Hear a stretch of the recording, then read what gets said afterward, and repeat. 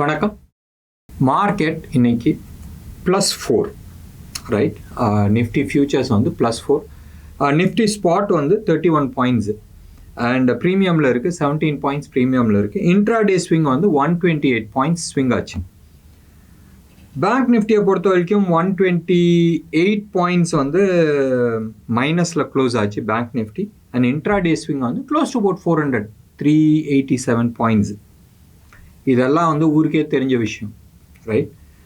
Market மோர் ஃப்ளாட்டிஷாக இருந்துச்சு. Friday அன்னைக்கு அந்த கொடுத்த அந்த அந்த ஜோஷ் வந்து இன்னைக்கு கிடையாது.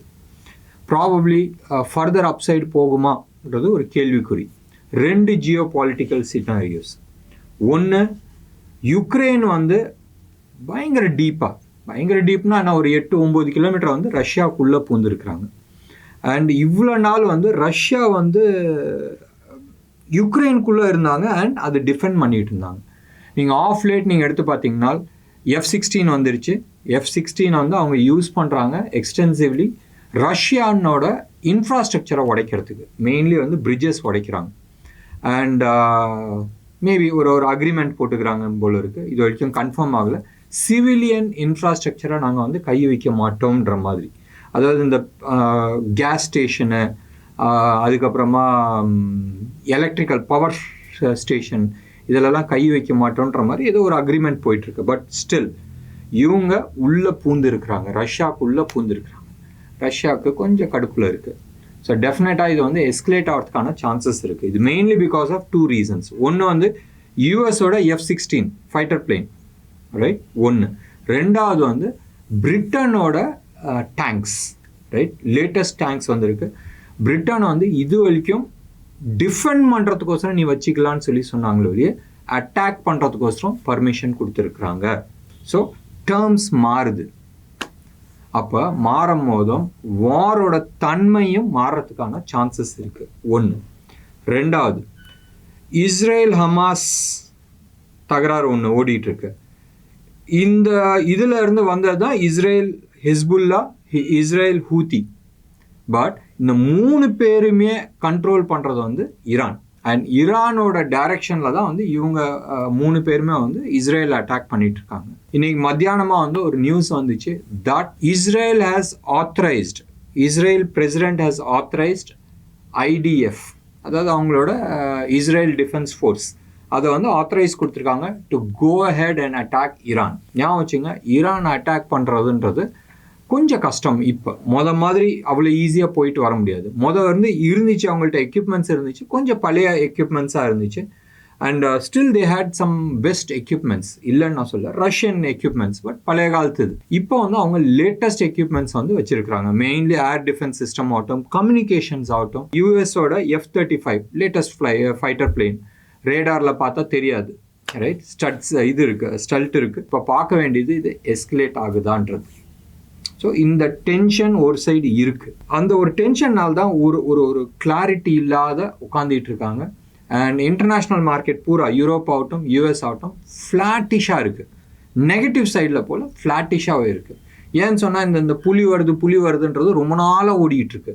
இது வந்து இன்னைக்கு நேற்று வர பிரச்சனைகள் இல்லை. எடுத்து பாருங்களா, நானே வந்து 2 நாளுக்கு முன்னாடி நான் சொல்லிட்டு இருந்தேன், ஈரான் வந்து எப்படா அட்டாக் பண்ணோம், போகிற போக்கு பார்த்தா நம்மளே போய் இஸ்ரேல் அட்டாக் பண்ணிட்டு வந்துடலாமான்றது கேட்டுட்டு இருந்தோம். ஸோ இவ்வளோ நாள் அவங்க அட்டாக் பண்ணாதனால மேபி இவங்க போகிறாங்களான்றது பார்க்க வேண்டிய ஒரு விஷயம். இது எப்படி எஸ்கலேட் ஆகுதுன்றது பார்க்கணும். ஒன்று. இந்த ஒரு ரீசன்னால் தான் கோல்டு வந்து ஃப்ரைடே அன்னைக்கே வந்து எலிவேட்டட் லெவலில் போய் நின்றுச்சு. இன்றைக்கும் அதே லெவலில் தான் நிற்கிது. நீங்கள் வந்து ருப்பி டேர்ம்ஸில் எடுத்துக்கிட்டு ஃபஸ்ட்டு டாலர் டேர்ம்ஸில் பேசிக்கலாமே. இப்போ ரைட் நவ் டாலர் டேர்ம்ஸில் வந்து மோர் ஃப்ளாட்டிஷாக இருக்குது. somewhere close to about $2,531 வந்து ட்ரேட் ஆகிட்டுருக்கு. இது வந்து ஃபியூச்சர்ஸில். OTC கவுண்டர்னு வாங்கல, ஓவர் தி கவுண்டர், நீங்கள் போனோடனே கேஷ் கொடுத்துட்டு வாங்கிட்டு வருது. அதில் வந்து somewhere close to about 2,491, 492 அந்த லெவலில் வந்து ட்ரேட் ஆகிட்டுருக்கு. ருப்பி டேர்ம்ஸில் நீங்கள் எடுத்துக்கிட்டீங்கன்னு சொன்னால் 7,360 அந்த லெவலில் வந்து ட்ரேட் ஆகிட்டுருக்கு. இது 24 கேரட் ஹோல்சேல் ரேட், GSTயோட இருக்கிற ரேட்டு. சில்வரை பொறுத்த வரைக்கும் எலிவேட் ஆகிருக்கு. போன வாரம் எல்லாமே வந்து அந்த 8350, 83,500 அந்த லெவல் இப்போ வந்து ஆல்மோஸ்ட் 86,500 லெவலில் இருக்குது. அண்ட் ஞாபகம் வச்சுங்க, $34 நம்ம டேட் வந்து ஒன்று கொடுத்துருக்குறோம். ஒன்று. ரெண்டாவது வந்து 29 கிராஸ் ஆயிடுச்சு. நான் டாலர் டேர்ம்ஸில் நான் சொல்கிறேன். ஸோ மேபி மறுபடியும் நான் சொல்கிறேன், வேர்ட் ஞாபகம் வச்சுங்க, maybe silver is heading towards $34 per ounce. அந்த லெவல் போச்சுன்னு சொன்னால் ருப்பி டேர்ம்ஸில் வந்து close to about 1 lakh rupees பக்கமாக வரதுக்கான வாய்ப்புகள் இருக்குது. சரி, இன்றைக்கி நம்ம மார்க்கெட்டுக்கு வரலாம். இந்தியன் மார்க்கெட் நம்ம எடுத்துக்கிட்டோம்னு சொன்னால் சர்ப்ரைசிங்லி மெட்டல்ஸ்லாம் வந்து பர்ஃபார்மன்ஸ் நல்லா இருந்துச்சு. அண்ட் அதே மாதிரி oil and gas sectors, especially oil marketing company was doing extremely well. BPCL, GAIL, HPCL, IOC, ONGC இதெல்லாமே வந்து நல்லா பர்ஃபார்ம் பண்ணிட்டு இருந்துச்சு. ஒன்று. ரெண்டாவது, ஏன் பர்ஃபார்ம் பண்ணிச்சு? ஷார்ட் கவரிங்காக யோசிக்க வேண்டிய ஒரு விஷயம். அடுத்தது வந்து டாப் பர்ஃபார்மர் இன்னைக்கு யாருன்னு சொன்னால் மெட்டல் செக்டர். மெட்டல் செக்டாரில் வந்து நேஷ்னல் அலுமினியம், ஹிண்டல்கோ ரெண்டுமே வந்து அலுமினியம் பேஸ்டு, ஞாபகம் வச்சுங்க. அடுத்ததுக்குமா ஹிந்து காப்பர், வேதாந்தா, டாடா ஸ்டீல் இவங்கெல்லாம் வந்து நல்லா பர்ஃபார்ம் பண்ணுறாங்க. போன வாரம் எல்லாமே நீங்கள் எடுத்து பார்த்தீங்கன்னா லாஸ்ட் 2 வீக்ஸாகவே மெட்டல் செக்டார் எல்லாமே வந்து போட்டு மிதிச்சிட்ருக்காங்க. நீங்கள் வந்து டேட்டா வைஸ் நீங்கள் எடுத்து போட்டு அந்த ஸ்டாண்டர்ட் சாஃப்ட்வேர் இருக்குன்னு தெரியுமா, அந்த ஸ்டாண்டர்ட் சாஃப்ட்வேரில் நீங்கள் வந்து போட்டு பார்த்தீங்கன்னா வோல்டாஸ் ஆகட்டும், நேஷ்னல் அலுமினியம் ஆகட்டும், இல்லை பி சாஃப்ட் ஆகட்டும், இல்லை ஹிண்டல்கோ ஆகட்டும், இது எல்லாமே வந்து லாங் பில்டப்னு காட்டும். கவுண்டர் ட்ரெண்ட் மேலேருந்து உளுந்துருக்கு, அந்த உளுந்ததுக்கு மேலே ஏறிட்டு போகுது. கவுண்டர் ட்ரெண்ட், ட்ராப் ஆகிடாதீங்க. இன்றைக்கி இன்ஃபேக்ட் நிறைய பேர் வந்து சொல்லி கேட்டுட்டு இருந்தாங்க, நீங்கள் வந்து ஆர்த்தி இண்டஸ்ட்ரியை வந்து எங்கேயோ டார்கெட் கொடுத்தீங்க, ஆல்மோஸ்ட் 38% வந்து டவுன் ஆகிருக்கு. அண்ட் அந்த டவுன் ஆனதுக்கான காரணம் என்னதுன்னு கேட்டாங்க. ரிசல்ட்டு ஒன்று. ரெண்டாவது வந்து டெக்னிக்கலாக எடுத்தால் டே சார்ட்டில் டார்கெட் அச்சீவ் ஆகிட்டு அங்கேருந்து கீழே விழுந்துட்டுருக்கு. So don't have to worry about that. Eventually அது வந்து மேலே போகும். ஸோ இந்த கரண்ட் லெவலில் வாங்கலாமா? இன்றைக்கி வந்து ஒரு 2.5-3% மேலே ஆயிருந்துச்சு. வேணான்ற.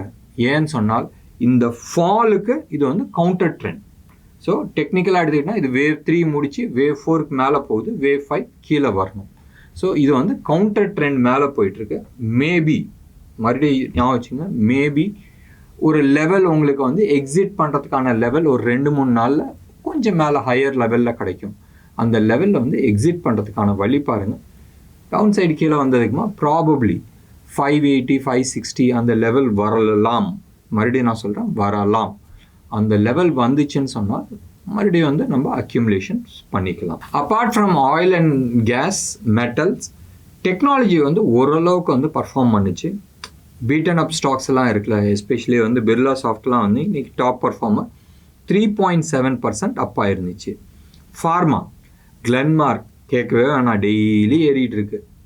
அது வந்து எங்கே போய் நிற்க போகிறான்றது தெரியாது. இன்றைக்கும் வந்து ஒரு 4% அப் ஆயிருக்கு, நல்லா இருக்குது.